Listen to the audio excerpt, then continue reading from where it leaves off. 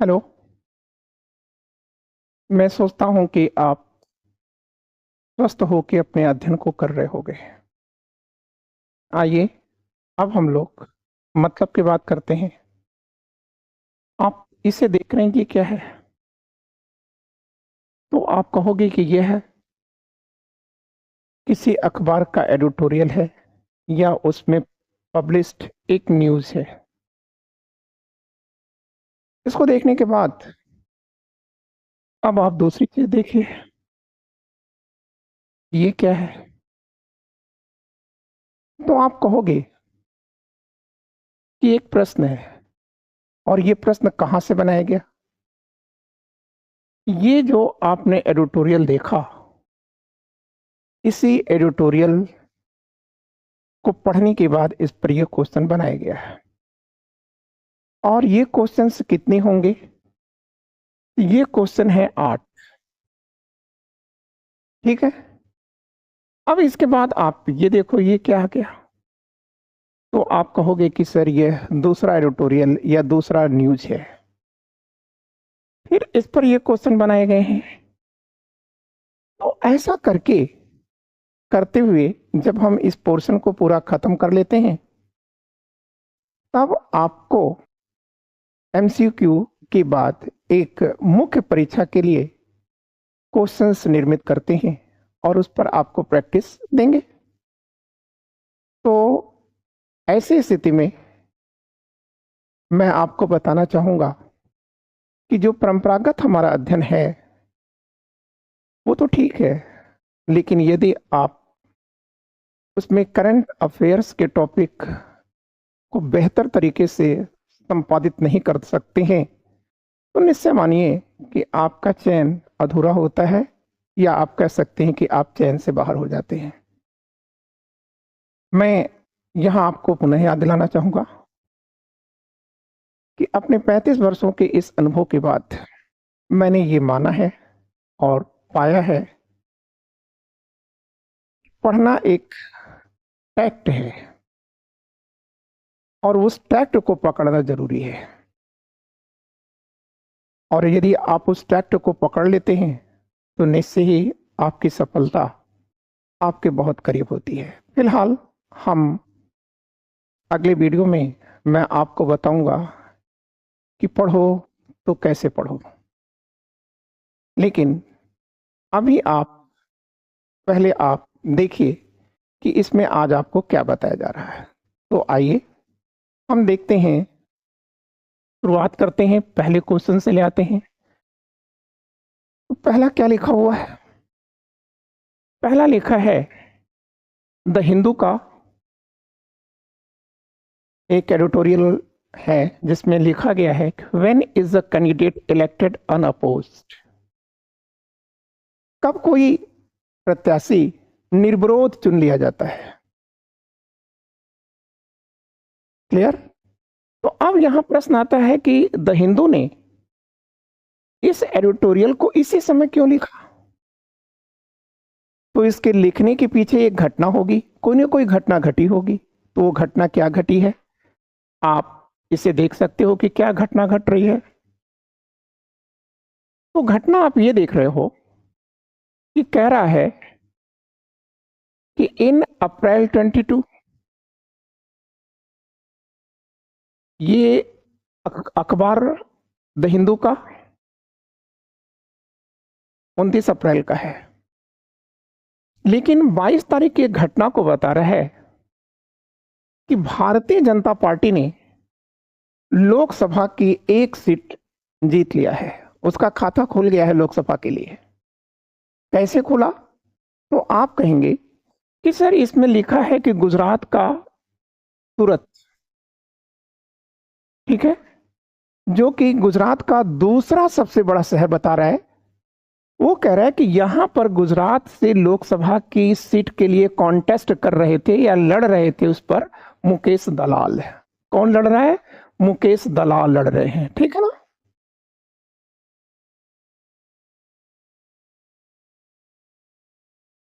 दलाल, तो ये मुकेश दलाल साहब यहां से चुनाव लड़ रहे थे। लेकिन इनके सामने जब कोई प्रत्याशी बचा नहीं, तो वहां का जो रिटर्निंग ऑफिसर है उसने इनको चुनाव जीतने का सर्टिफिकेट दे दिया। क्लियर? तो इसलिए ये घटना हुई है, तब उन्होंने ये लेख लिखा कि ऐसा कैसे हो सकता है। ठीक है, तो देखो आप यहां लिखा है, ये फर्स्ट लाइन में लिख रहा है कि what are the rule under the representation of people act. पहली चीज आप याद रखोगे कि भारत में जो इलेक्शन होता है वह किसके तहत होता है? ये रिप्रेजेंटेशन पीपुल एक्ट 1951 के अंतर्गत होता है। ठीक है, अब ये देखो, इसके बाद ये कह रहा है, ये देखो, ये लिखा है सेक्शन 53 में कह रहा है of the representation of the people act 1951। तो कह रहा है कि सेक्शन 53 क्या बताता है कि किसी व्यक्ति का निर्विरोध चयन कैसे हो सकता है। क्लियर? तो उसमें कहता है कि यदि एक सीट हो और उस पर लड़ने वाला एक ही आदमी हो, एक से ज्यादा ना हो, तो उसे चुनाव जीता हुआ घोषित कर दिया जाएगा।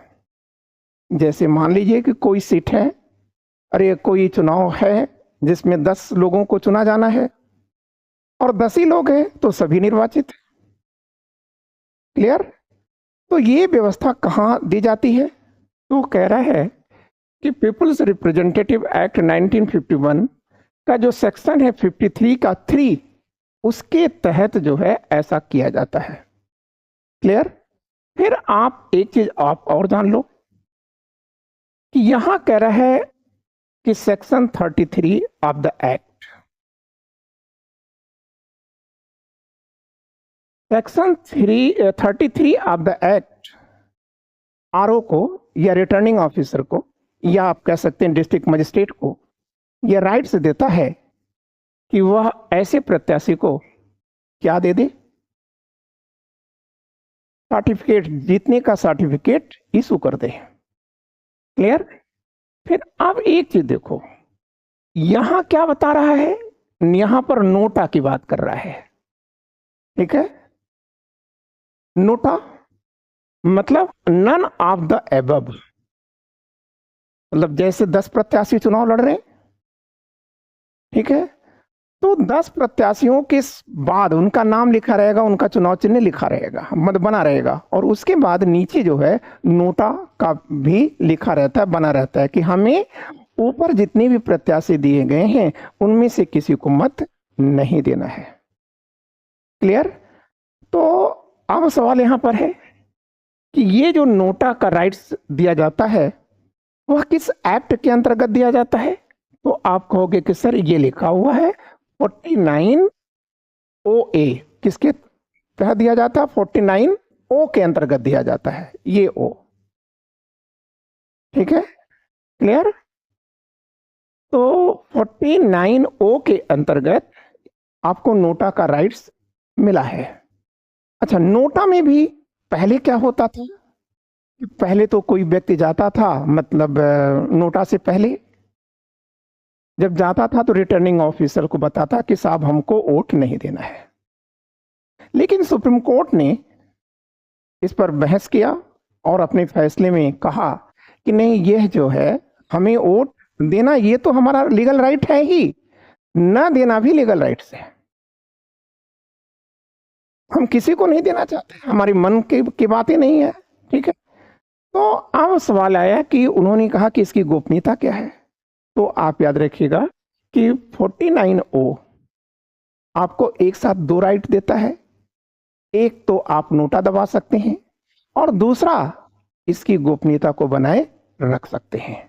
क्लियर है ना? ये चीजें मुझे लगता है कि आप समझ गए होंगे। ठीक है, अब सवाल यहां पर है कि इससे उठने वाले जो क्वेश्चन है, आइए हम लोग उसे देखते हैं। क्या क्वेश्चन बन सकता है, इस पर क्या बना हुआ है क्वेश्चन? ठीक है, तो देखिए पहला क्वेश्चन आपके सामने क्या बन के आ रहा है पहला क्वेश्चन बन के आ रहा है कि जन प्रतिनिधित्व अधिनियम 1951 की धारा 53(3) निर्विरोध निर्वाचन के संबंध में क्या कहती है। ठीक है, मतलब what does section 53(3) of the representation of the People Act 1951 state regarding uncontested election.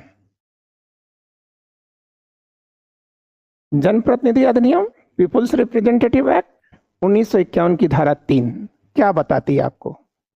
तो आप याद रखिएगा, ये 4 विकल्प दिए गए हैं।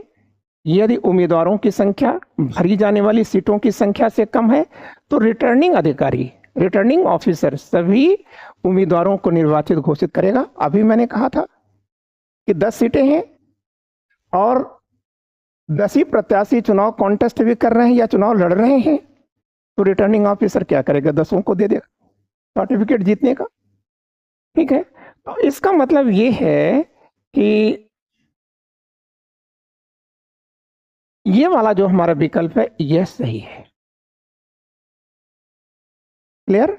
ऐसा हमने क्वेश्चन क्यों बनाया, ताकि आपको पिछला जो मैटर है इस पर तो जो पहले दिया गया था, व्याख्या दी गई थी, उस पर आपको महारत हासिल हो जाए। ठीक है, यदि चुनाव लड़ने वाला केवल एक ही उम्मीदवार है तो रिटर्निंग अधिकारी पुनर्मतदान का कार्यक्रम निर्धारित करेगा। क्यों करेगा, जब चुनाव लड़ने वाला केवल एक ही उम्मीदवार है तो फिर वो क्यों कहेगा कि पुनर्मतदान होगा, फिर भैया उसी को मान लेगा। इसका मतलब वो इतना लोकप्रिय है या कोई उसके विरोध में लड़ना ही नहीं चाहता है। ठीक है, तो इसका मतलब ये वाला गलत है। फिर कह रहा है यदि सीटों की संख्या से कम उम्मीदवार हैं तो रिटर्निंग अधिकारी सभी नामांकन खारिज कर देगा। ऐसा क्यों करेगा वो, ये भी गलत है। फिर कह रहा है अपर्याप्त नामांकन के मामले में रिटर्निंग अधिकारी चुनाव को अवैध घोषित कर देगा। ऐसा भी नहीं कर सकता वो। तो इसका मतलब क्या सही हुआ, तो आप कहोगे कि सर ए इसका सही आंसर है। ठीक, कि मतलब जनप्रतिनिधित्व अधिनियम 1951 की धारा 53 निर्विरोध निर्वाचन के संबंध में कहती है कि यदि किसी प्रत्याशी का कोई विरोधी नहीं है तो उसे क्या किया जाएगा, निर्विरोध ही चुन लिया जाएगा। ठीक है, अब दूसरा क्वेश्चन देखिए, तीसरा क्वेश्चन देखिए अब क्या आ रहा है।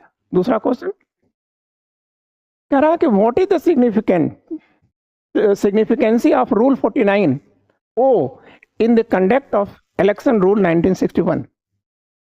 चुनाव संचालन नियम 1961 में नियम 49O का क्या महत्व है। क्लियर, यही चीज आपको करना है। तो अभी हमने आपको बताया था, तो उसके अनुसार क्या होगा, यह मतदाताओं को काल्पनिक उम्मीदवार को वोट देने की अनुमति देता है। ठीक है, ऐसा नहीं है। फिर कह रहा है यह मतदाताओं को किसी भी उम्मीदवार को वोट न देकर अपनी अस्वीकृति व्यक्त करने में सक्षम बनाता है। यस, यही है, ये वाला सही है। तो अब इस पर चर्चा करना ये ठीक नहीं है। ठीक है, यह अनिवार्य है कि मतदाताओं को कम से कम एक उम्मीदवार को वोट देना चाहिए, ऐसा बिल्कुल नहीं है। नोटा का प्राविधान 2013 में किया गया था, 2014 में इसे लागू किया गया है, ये भी आप याद रखिएगा। नोटा 2014 में आता है पहली बार। ठीक है, अब हमारे सामने अगला है, इसमें मतदाताओं को मत पत्र पर एक विकल्प मतलब कुछ नहीं है। ठीक है, अब हम अगली बातें करते हैं क्या है, फोर्थ क्वेश्चन हमारे सामने क्या कह रहा है। According to the supreme court verdict in September 2013 regarding NOTA के संबंध में सितंबर 2013 में सुप्रीम कोर्ट के फैसले के अनुसार नोटा को नियम 49O के विकल्प के रूप में पेश किया गया था। नोटा सभी चुनावों के लिए अनिवार्य बना दिया गया। नोटा मतदाताओं की गोपनीयता बनाए रखते हुए अस्वीकृति व्यक्त करने का अधिकार देता है। क्लियर, तो इसका आंसर ये है, नोटा मतदाताओं की गोपनीयता को बनाए रखता है। और कहता है कि आप अस्वीकृति दे दें, ठीक है। तो सुप्रीम कोर्ट ने अपने फैसले में कहा था कि नोटा को गोपनीय रखना भी जरूरी है। क्लियर। अब हम लोग अगला क्वेश्चन देखते हैं क्या है। Fifth question, what action did the Maharashtra state election commission take regarding NOTA in a local bodies polls. स्थानीय निकाय चुनाव में नोटा को लेकर महाराष्ट्र राज्य चुनाव आयोग ने क्या कार्रवाई की। क्लियर। तो कह रहा है कि नोटा वोट अवैध माने गए। बिल्कुल नहीं, कैसे अवैध हो सकते हैं। ठीक है, हमको क्या है फंडामेंटल राइट कि 19 के बाद क्या है, 19 हमको राइट्स देता है। ठीक है, क्लियर। तो इसका मतलब ये तो गलत हो गया। अब हम बात करते हैं आपसे अगली बातें। वो क्या है, नोटा वोटों को कुल गिनती में जोड़ा गया। नहीं, ऐसा तो नहीं हो सकता। ठीक है, फिर कह रहा है कि नोटा को एक काल्पनिक उम्मीदवार माना जाता था और यदि नोटा को सबसे अधिक वोट मिलते थे तो दोबारा मतदान कराया जाता है। मतलब कह रहा है कि नोटा क्या है कि हमें किसी को वोट नहीं देना है। इसका मतलब ये है कि जो मान लीजिए 10 प्रत्याशी लड़ने वाले हैं तो 11वीं बटन किसकी बनी है, नोटा की बनी है ना। तो इसका मतलब नोटा को भी एक व्यक्ति मान लिया जाए। ठीक है, अब कह रहा है कि यदि नोटा को या नोटा नामक व्यक्ति को सबसे ज्यादा वोट मिल गया तो फिर क्या होगा।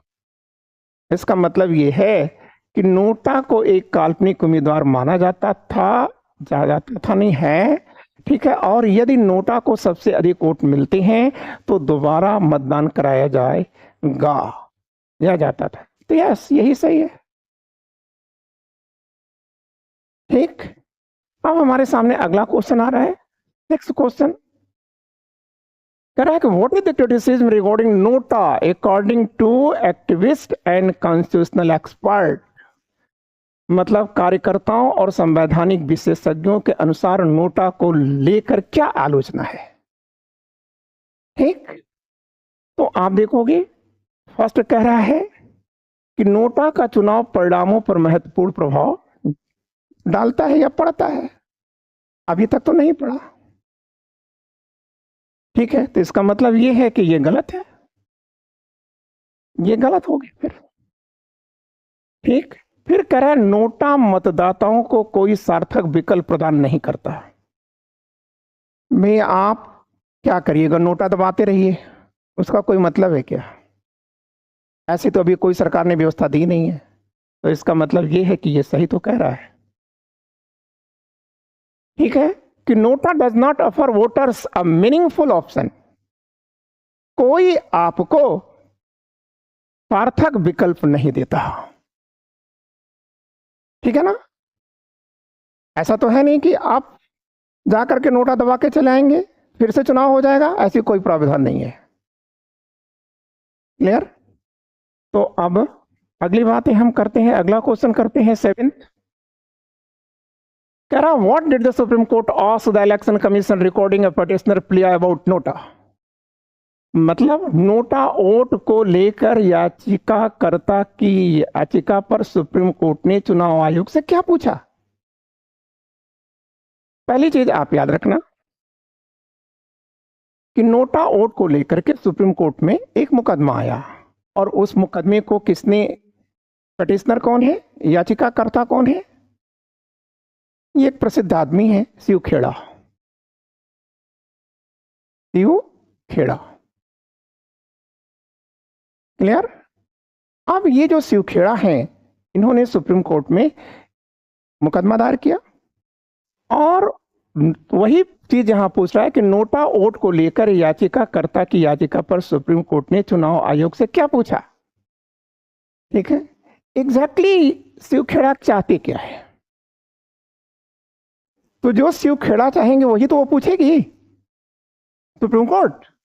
तो सुप्रीम कोर्ट ने इलेक्शन कमीशन से ये पूछा कि भाई तुम ये बताओ, इलेक्शन कमीशन ऑफ इंडिया, आप ये बताओ ना कि यदि निर्वाचन क्षेत्र में नोटा वोटों की संख्या ज्यादा पड़ गई, बहुमत किसका है, किस वोट का, नोटा का, तो जब नोटा वोटों का बहुमत हो जाएगा तो क्या आप उस चुनाव क्षेत्र के चुनाव को रद्द करके पुनर्निर्वाचन कराओगे? ऐसा शिवखेड़ा चाहते हैं। ठीक है, तो सुप्रीम कोर्ट ने यही चीज उनसे पूछा था। ठीक है, तो ये विकल्प में आप देख लीजिए कहां पर है, वैध माना जाना चाहिए, नहीं, इसका मतलब ये तो गलत हो गया। अब क्या है, क्या उन निर्वाचन क्षेत्रों में नए सिरे से चुनाव कराने जाना चाहिए जहां नोटा वोट बहुमत में है? मतलब सुप्रीम कोर्ट ने इलेक्शन कमीशन से पूछा कि क्या आप इस स्थिति में हैं कि अगर नोटा वोटों का बहुमत हो जाए तो आप पुनः चुनाव कराएंगे? ठीक है, तो ठीक है, यही आपका आंसर हो जाएगा। अब यहां ये भी बात आती है, ठीक है, कि ईसीआई ने या इलेक्शन कमीशन ऑफ इंडिया ने इसका उत्तर भी दिया। इलेक्शन कमीशन ऑफ इंडिया ने कहा कि नहीं सर, हम ऐसा नहीं कर सकते। ठीक है, क्लियर? तो अब अगला क्वेश्चन भी हमारे सामने आ रहा है कि अगला क्वेश्चन हम देखें वो क्या है, लास्ट क्वेश्चन है इस टॉपिक का। इसमें कह रहा है कि एक उम्मीदवार कब निर्विरोध चुना जाता है, मतलब when is a candidate elected on a post, कब चुना जाता है? तो आपको अभी मैंने बता दिया था कि जब किसी चुनाव में उम्मीदवार को सबसे अधिक वोट मिलते हैं। नहीं तो वो तो जनरल इलेक्शन हो गया ना, तो ऐसा तो हो नहीं सकता, ये तो गलत है। जब किसी सीट के लिए कोई अन्य उम्मीदवार चुनाव नहीं लड़ रहा हो, यस, यही सही है। ठीक है, इसका मतलब ये गलत हो गए दोनों, ये भी गलत हो गया, ये आपका सही हो गया। क्लियर? तो मैं सोचता हूं कि अब अगर आपसे पूछा जाए तो आप ये जो पॉइंट है आपका, ठीक है, ये जो एडिटोरियल कॉलम में निकला हुआ था, आपको अब यह मैटर बड़े आसानी से तैयार हो जाएगा, क्योंकि इसमें लिखी हुई हर चीज की मैंने व्याख्या कर दी है। क्लियर? अब आइए हम लोग अगली बातें करते हैं। तो द हिंदू ने लिखा है कि Kerala governors clears 5 pending bills. ठीक है, तो जो केरला गवर्नर्स हैं, इन्होंने 5 जो बिल थे जो पेंडिंग पड़े हुए थे, काफी समय से इन्होंने रोक रखा था, दबा रखा था, उसको उन्होंने क्लियर कर दिया है। क्लियर? तो अब यहां एक प्रश्न आता है कि कोई भी घटना जब घटित होती है तभी अखबारों में आता है या समाचार का विषय बनता है, तो यहां कुछ ना कुछ बात तो होगी कि जब यहां पर पेपर में निकाला गया। ठीक है, द हिंदू ने इसे पब्लिश किया। हम देखिए वास्तविकता क्या है। देखिए, ये कह रहा है कि bills were signed after state approached supreme court citing inaction by governor.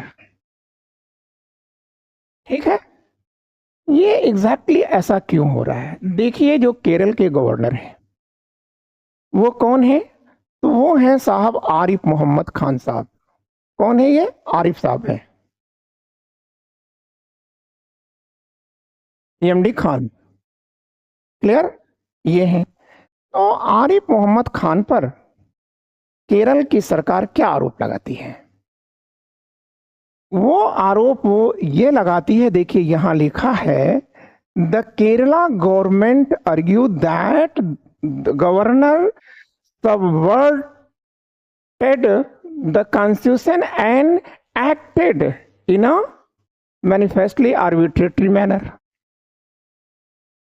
मतलब वो कह रही है, केरल की सरकार सुप्रीम कोर्ट में चली जा रही है और कहती है कि मिलॉर्ड, जो केरल के गवर्नर हैं आरिफ मोहम्मद खान साहब, इनको हम कोई भी बिल जब देते हैं तो ये इसे पास नहीं करते, आप भी तो स्वेच्छाचारी तरीके से, ठीक है, ये उसको दबा करके रखे रहते हैं। ठीक है, क्लियर। तो अब वहां पर गई सरकार, कौन चली गई? केरल सरकार गई।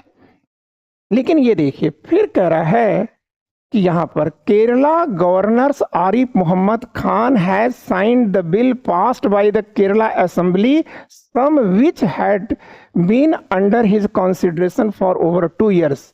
मतलब ये कह रहा है कि 2 साल से केरल सरकार ने या केरल के मंत्रिमंडल ने, विधानसभा ने एक मतलब 5 जो बिल हैं उसको पास करके और भेज दिया था कानून बनने के लिए गवर्नर की सिग्नेचर के लिए, लेकिन गवर्नर ने सिग्नेचर नहीं किया। लेकिन अब जब ये वहां कोर्ट में जाती है तब इन्होंने क्या किया? सिग्नेचर कर दिया। क्लियर। तो वो यहां आपसे पूछ सकता है क्या कि गवर्नर्स को राइट्स क्या है, साइन करना या ना करने का। तो यहां पर देखिए ये लिखा है, द हिंदू ने यहां पर लिखा है कि as per article 200 of the constitution of India, भारतीय संविधान के आर्टिकल 200 के अंतर्गत क्या कहा गया है? ठीक है, कि ये कहा गया है कि जब कोई बिल लेजिस्लेचर अर्थात विधानसभा पास कर देता है और गवर्नर के पास जाता है तो गवर्नर क्या कर सकता है?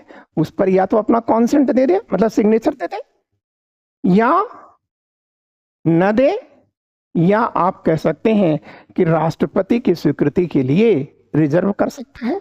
ठीक है, क्लियर। तो आपको ये चीजें भी याद रखना है, आर्टिकल 200। ठीक है, और आर्टिकल 200 में क्या क्या बातें कही गई हैं। लेकिन ये कह रहा है, कहीं पर इसमें यह नहीं लिखा गया है कि गवर्नर कितने दिन के अंदर सिग्नेचर कर देगा। क्लियर। जबकि अमेरिका में राष्ट्रपति को है 10 days ही रोक सकता है, लेकिन यहां पर ऐसा कुछ नहीं है।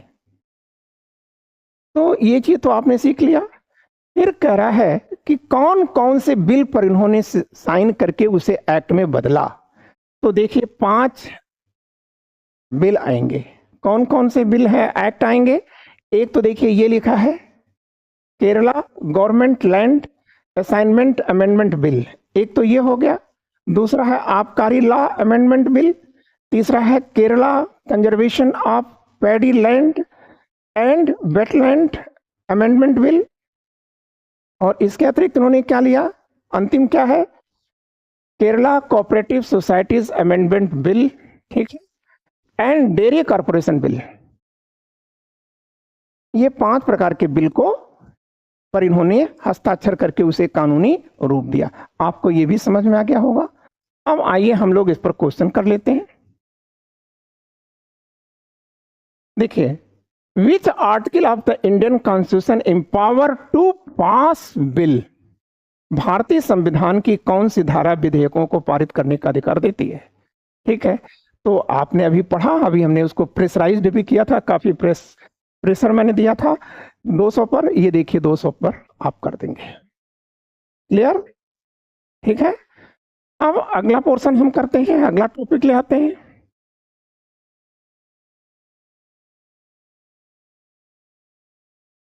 तो अगला है, which bill did the Kerala governor sign, निम्नलिखित में से किस विधेयक पर राज्यपाल ने हस्ताक्षर किया था? क्लियर, 1 2 3 4 5। तो पहले में क्या लिख रहा है? केरल सरकार भूमि सुधार संशोधन विधेयक को पारित करती है। ठीक है, कौन से विधेयक को? भूमि सुधार संशोधन विधेयक को पारित करती है। आबकारी कानून संशोधन विधेयक को पारित करती है। केरल धान भूमि संरक्षण और आर्द्र भूमि संशोधन विधेयक को पारित करती है। केरल सहकारी समिति विधेयक पर उन्होंने सिग्नेचर किया। डेयरी सहकारिता विधेयक को उन्होंने किया। तो कह रहा है, यहां पर कूट में दिया है, तो आप याद रखिएगा कि सभी सही है। ठीक है, ये 5 बिल ये सही है, आप इसे याद रखिएगा, ये सभी सही दिए गए। क्लियर, अब इसके बाद हम अगला पोर्शन देखते हैं। अगला पोर्शन आप एक देख रहे हैं, एक फोटो दिया गया है, ठीक है ना, एक पोर्ट्रेट है ये। अब ये इसके बारे में लिखा है पैलेस, राजमहल की बात कर रहा है, और उस राजमहल में कह रहा है कि एक रवि वर्मा की जो इंदुलेखा है उसकी जो सत्य प्रतिलिपि है उसका अनावरण किया जा रहा है। ठीक है, कि मतलब एक पैलेस है, उस पैलेस में रवि वर्मा की इंदुलेखा की सच्ची प्रतिलिपि को क्या किया जा रहा है, अनावरण किया जा रहा है, अनवील किया जा रहा है। ठीक है ना, तो फिर कह रहा है कि कहां पर अनवील हो रहा है, मतलब कहां पर इसका अनावरण हो रहा है। तो आप याद रखना कि इसका जो अनावरण हो रहा है वो किलीमन्नूर पैलेस में हो रहा है। अब ये किलीमन्नूर पैलेस कहां है, तो आप कहेंगे किलीमन्नूर में है। क्लियर।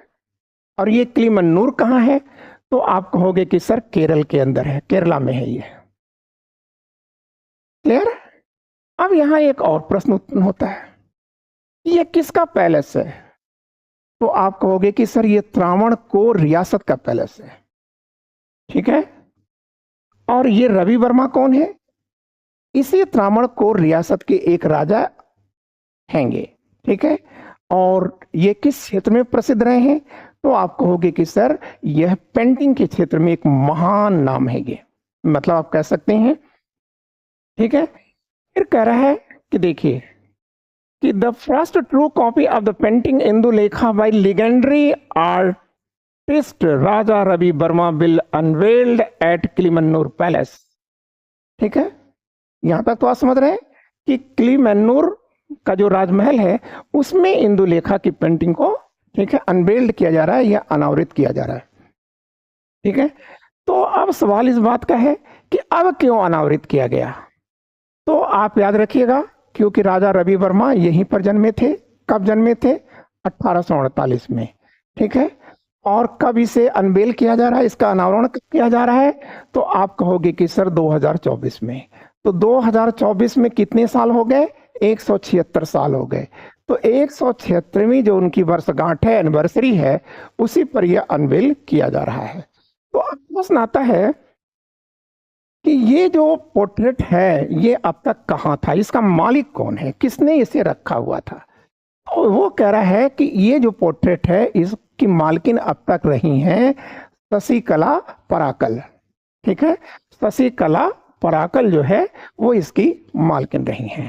ठीक है, और अब याद रखिएगा फिर एक चीज ये कह रहा है कि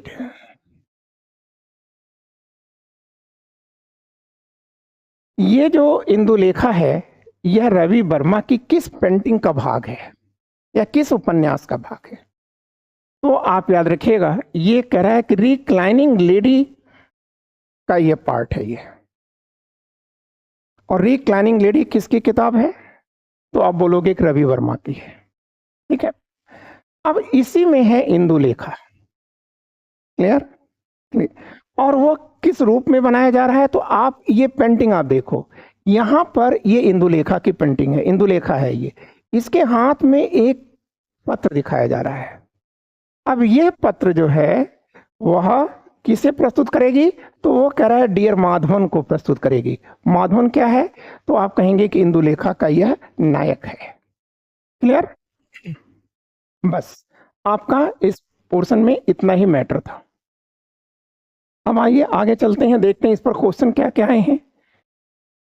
तो देखिए पहला क्वेश्चन क्या बनकर आया, राजा रवि वर्मा की किस पेंटिंग का अनावरण किलीमन्नूर पैलेस में होगा। ठीक है, तो आप याद रखेंगे अभी मैंने बताया था, ठीक है, कि इंदुलेखा की ट्रू प्रतिलिपि का, सच्ची प्रतिलिपि का। ठीक है, क्लियर हो गया, the first genuine portrait of Indulekha. Clear हो गया। अब आइए दूसरा पोर्शन देखते हैं, दूसरा क्वेश्चन देखते हैं। दूसरा क्वेश्चन में कह रहा है what is the name of first modern novel in Malayalam literature in which Indulekha is the heroine. ठीक है, मलयालम साहित्य के पहले आधुनिक उपन्यास का क्या नाम है जिसमें इंदुलेखा नायिका है।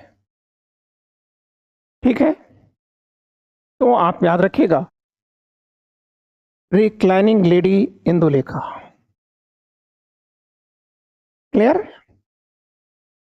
अब ये माधवन कौन है, तो आप कह सकते हैं कि वो उनका लवर है, बिलव्ड है, प्रेमी है, सॉरी। अब अगला पोर्शन आप देखिए, अगला पोर्शन हम देखते हैं 15 कह रहा है कि पेंटिंग की मालकिन का नाम क्या है भाई। पेंटिंग की जो मालकिन है किसके पास रहता, तो अभी हमने कहा था कि यह शशिकला पारकल है, इन्हीं के पास थी। क्लियर। अब अगला पोर्शन फिर देखते हैं क्या है।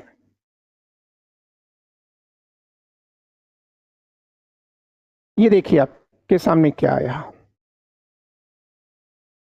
तो ये जो आपके सामने आ रहा है ये है द आर्ट ऑफ को लिविंग्स, मतलब सहजीवन की बात कर रहा है, साथ साथ जीवन की बात कर रहा है, सामुदायिक जीवन की बात कर रहा है। ठीक है, क्लियर। अब द हिंदू ने इस पर क्या लिखा है, तो आप देखिए, ये नॉर्थ ईस्ट की एक ट्राइब्स है तिवा। कौन सी ट्राइब्स है, Tiwa. Tiwa, you right like this. ठीक है, तिवा है। ठीक है, अब ये कह रहा है कि जो तिवा ट्राइब्स है उसके अंदर को लिविंग मतलब सहजीवन की जीने की इच्छा है, उसकी प्रवृत्ति है। तो इसके लिए वो करती क्या है, एक हॉस्टल बनाती है, जिस हॉस्टल का नाम क्या है, तो आप कहेंगे समाधि। समाधि, ठीक है, समाधि, ठीक है ना, समाधि है। ठीक है, और इसी समाधि में वो क्या करती है, ठीक है, अपने लोगों को सिखाती है कि सामुदायिकता क्या है। आप देखिए, यह असम में प्रचलित है ये सिस्टम पूरा। क्लियर। अब आइए हम लोग इस पर क्वेश्चन बनाते हैं, इस पर क्या क्या क्वेश्चन हमारे बन सकते हैं। आप ये देखिए, ठीक है। अब अगर आप यहां देखें तो इसमें क्या दिखाया जा रहा है कि एक वो घर बना रहे हैं, एक समाधि बना रहे हैं। ठीक है, क्या बना रहे हैं, समाधि बना रहे हैं। इस समाधि में आप देख रहे हैं कितने लोग हैं, बहुत सारे लोग हैं, और सभी मिल करके यह कार्य कर रहे थे। ठीक है, तो ये सभी लोग मतलब सामुदायिक रूप से मिलकर काम कर रहे हैं। ठीक है, ये काम तो मशीनों से भी कर सकते थे वो। ठीक है, लेकिन उन्होंने अपना जो सामुदायिक है, अपना जो जीवन है, क्योंकि आप जानते हैं जो ट्राइबल कास्टें होती हैं उनमें सामुदायिकता के कैरेक्टर पाए जाते हैं। व्यक्ति जितना जितना विकसित होता जाता है उतना ही वो व्यक्तिवादी बनता जा रहा है। ठीक है ना। और जितने भी मॉडर्न हिस्ट्री में जनजातियों ने जो बगावत किए हैं, उन बगावत के मूल में एक रीजन ये भी था कि जब जनजातियों से उनकी सामुदायिकता को छीनने की कोशिश की गई बाहरी लोगों के द्वारा, तो उन्होंने बगावत किया है। क्लियर। तो ये भी आप समझ गए। अब आइए हम लोग देखते हैं कि इस पर क्वेश्चन क्या क्या रेज हो रहे हैं। तो ये देखिए आपके सामने आ गया, what is the role of Tiwa in a tribal life. जनजाति के जीवन में तिवा की भूमिका क्या है। ठीक है, तो फिर कह रहा है कि the art of earning profits, no sir, it is not like, ऐसा नहीं है, बिल्कुल नहीं है। फिर कह रहा है the art of developing community feeling in a society, yes, यही है। फिर कह रहा है the art of playing, no. The art of studying, no, ऐसा कुछ नहीं है। ठीक है, तो आप इसे समझ गए। अब आइए आगे चलते हैं, अगला क्वेश्चन देख लेते हैं इस पर क्या है। कह रहा है कि who is strictly prohibited within the framework of the tribal environment system of Tiwa. Tiwa के समाधि पारिस्थितिक तंत्र के अंदर किसे तक वर्जित किया जाता है। मतलब देखिए, जो समाधि है, ठीक है, या आप कह सकते हैं कि तीवा का जो जीवन है, उसमें किसको प्रतिबंधित किया जाता है? ठीक है, तो प्रॉब्लम आती है कि ये मेन है, यूथ है, औरतें हैं और ये बच्चे हैं। ठीक है, तो आप याद रखेंगे कि औरतों का समाधि में प्रवेश वर्जित होता है। क्लियर? अब हम लोग अगला पोर्शन देखते हैं कि अगला क्या है। कह रहा है कि what is taught in the hostel. Hostel का मतलब यहाँ क्या हो गया? तो आप कहेंगे कि सर यहाँ हॉस्टल हॉस्टल का मतलब हो गया, ठीक है, समाधि। ठीक है, यार समाधि क्या है? वो उनका एक हॉस्टल है। तो कह रहा है कि तीवा या तीवा, चलिए, समाधि में क्या सिखाया जाता था? ठीक है, विज्ञान, गणित, जीवन कौशल और भूगोल। तो आप कहेंगे कि सर इसमें लाइफ स्किल्स, मतलब how to lead good life, ये कहाँ सिखाया जाता है? ठीक है, आप कहेंगे इनके इसी हॉस्टल में या समाधि में सिखाया जाता है। तो इसका मतलब आप एक चीज इससे भी जान लें, आसान हो जाएगा कि समाधि क्या है। तो तीवा जो जनजाति है उसका हॉस्टल है, जहां वो रह करके, ठीक है, जीवन जीने की तमाम कलाओं को सीखते हैं। अब हम अगला पोर्शन देखते हैं। अगला पोर्शन क्या आ रहा है? अगला पोर्शन है संडे। अब 28 अप्रैल 2024 का है ये, या 2024 का है। द हिंदू का है और साइंस का मैटर है। क्लियर? तो आइए देखते हैं इस पर हम लोग क्या सोच सकते हैं। क्या लिखा हुआ है ये कह रहा है rocks with evidence of earth magnetic field discovered. ठीक है, पृथ्वी के अंदर एक मैग्नेटिक फील्ड होता है, जो आकर्षण, चुंबकीय आकर्षण की क्षमता होती है, उसकी राख को, मतलब उसकी चट्टान को खोज लिया गया है। मतलब पृथ्वी के अंतर्गत चुंबकीय गुण होता है। ठीक है, तो वह चुंबकीय गुण पत्थरों के कारण होता है।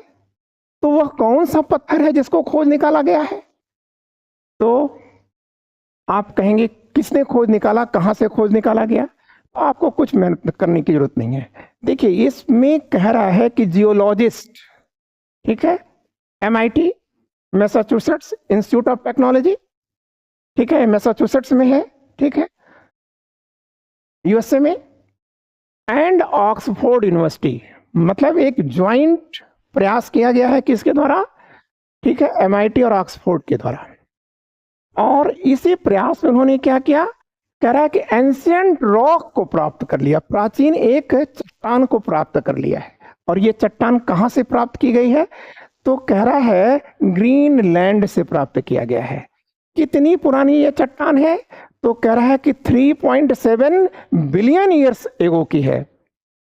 और इसमें जो स्ट्रेंथ है, मैग्नेटिक फील्ड का जो स्ट्रेंथ है, चुंबकीय जो क्षमता है, वह कितनी है? तो कह रहा है कि 15 माइक्रो टेस्ला है।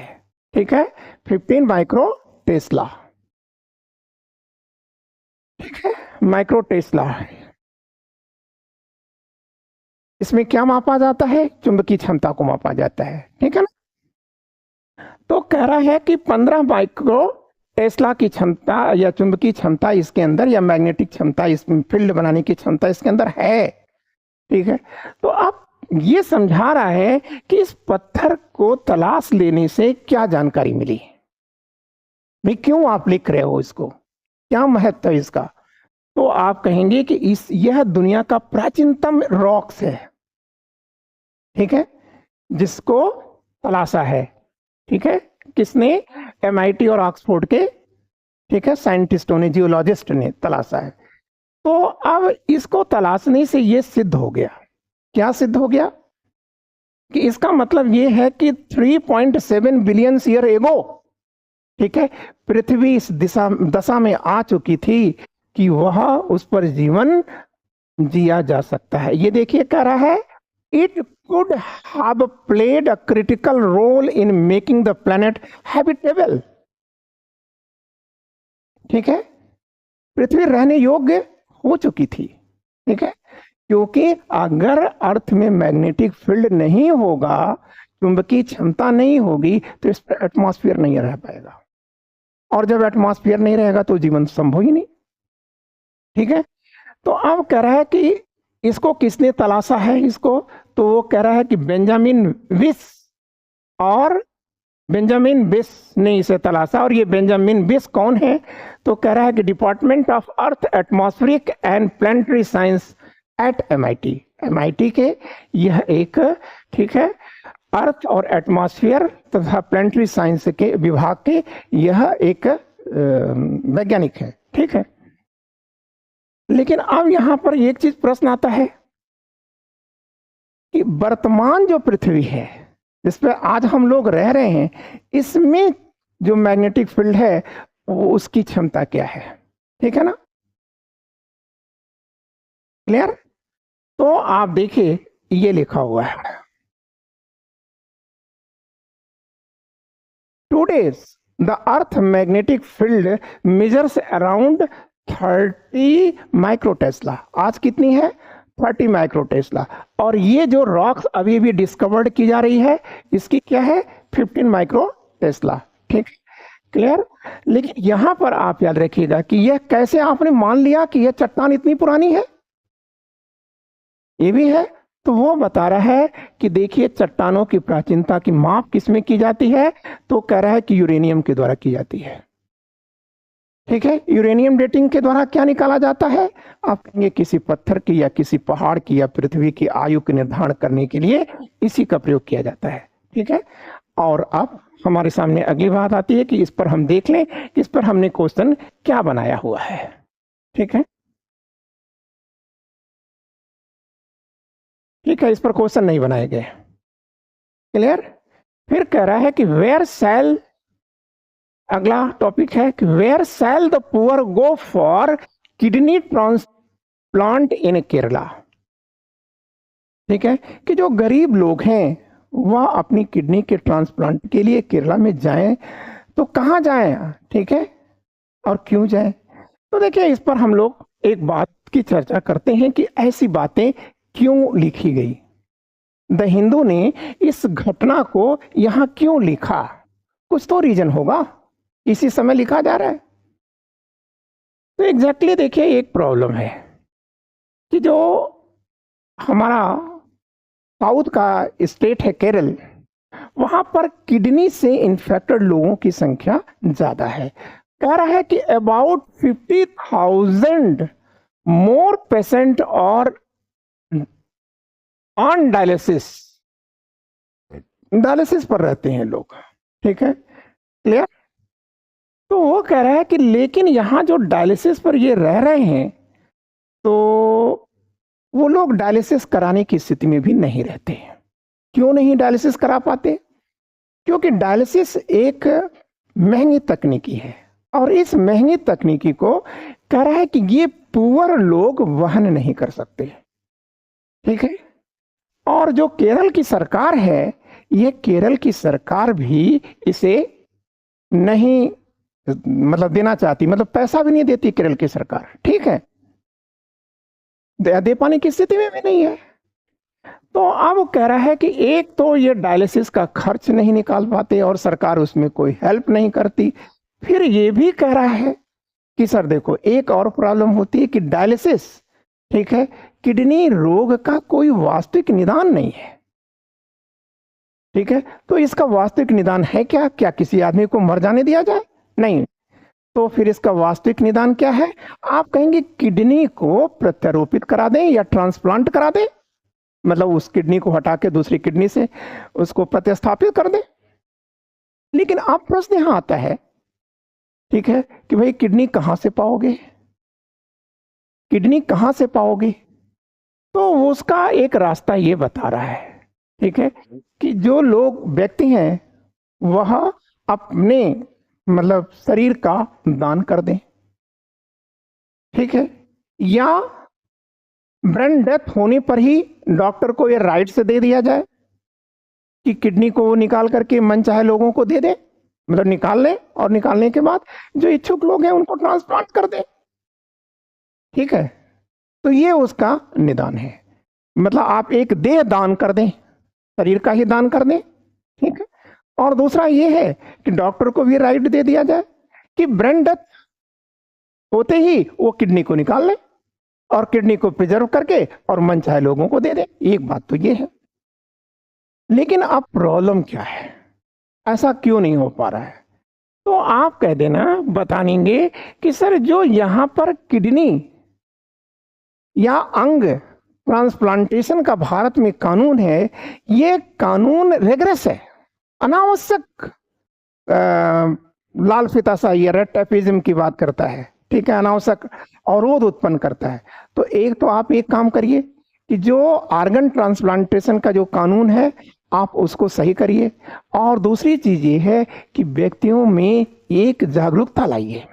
ऐसी जागरूकता लाइए कि ताकि लोग जागरूक हो जाएं, यह कहें, ठीक है, कि नहीं साहब मैं तो जा ही रहा हूं, लेकिन मैं जाते जाते क्यों ना किसी दूसरे को जीवन दे जाऊं।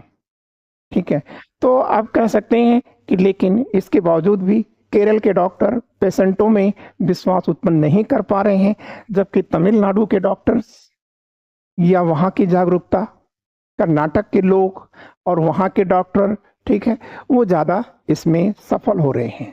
ठीक है, और यही कारण है कि 2023 में केरल, ठीक है, ऑर्गन ट्रांसप्लांटेशन या अंग प्रत्यारोपण के क्षेत्र में सबसे आगे रहा और उसे राष्ट्र का पुरस्कार भी मिला।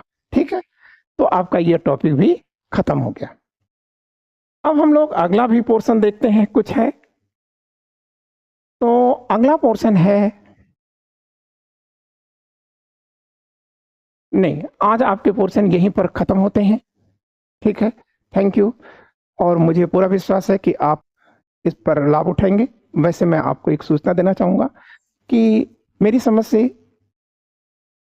इस प्रकार से एडिटोरियल कॉलम और न्यूज़ पर आप बेहतर कर सकते हैं और किसी भी करंट टॉपिक से आप अछूते नहीं रहेंगे, और ये आपका सर्वांगीण विकास का एक माध्यम बनेगा। सेकंड चीज मुझे आपसे ये भी कहना था कि देखिए, मैं प्रतिदिन आपके बीच में एडिटोरियल कॉलम को तो लेकर आऊंगा, लेकिन हर तीसरे दिन बाद, ठीक है, विभिन्न अखबारों में जो भी एडिटोरियल आए हैं, चाहे वो इंडियन एक्सप्रेस हो, चाहे वो द हिंदू हो, या ठीक है बिजनेस स्टैंडर्ड हो, जनसत्ता हो हिंदी में, या अन्य जितने भी आएंगे, मेरे पास जो भी संसाधन उपलब्ध रहेंगे, मैं उन संसाधनों से आपकी सहायता करूंगा। आप भी मेरी सहायता करिए। Thank you, wishing you all the luck.